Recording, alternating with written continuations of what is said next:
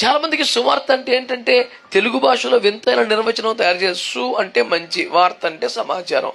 మంచి సమాచారం చెప్పడమే సువార్త. అంటే ప్రభు నీ బాధలు తీసేస్తాడు, నీకు ఆరోగ్యం వస్తుంది, నీ పిల్లలు బాగుంటారు, మంచి ఉద్యోగం వస్తుంది, గొప్ప భవిష్యత్తు వస్తుంది, మీకు ఆర్థిక కష్టాలు తొలగిపోతాయి, ఇలాంటివే చెప్పాలి. ఇదే సువార్త అంటే. సువార్త పేరు మీద ప్రజలు బెదరగొట్టేవేటా? సువార్త పేరు ప్రజల్ని కంగారు పెట్టేస్తావేంటి? సువార్త అంటే స్వాంతన చేకూర్చే ఆదరణ మాటలుగా ఉండాలి. అసలు ఎవడురా నీకు డెఫినేషన్ చెప్పినోడు? మనలో మన మాట ఒకటి అపోస్తలులు ఎవరైనా సువార్త చెప్పారా? చెప్పలేదా?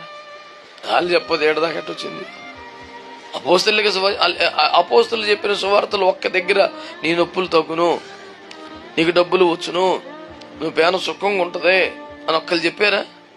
సువార్త అంటే ఏంటంటే యేసయ్య ఎందుకు మరణించాడు, ఎంత ఘోరమైన శిక్ష అనుభవించాడు, ఎట్లా తిరిగి లేచాడు, అవి చెప్పడమే సువార్త.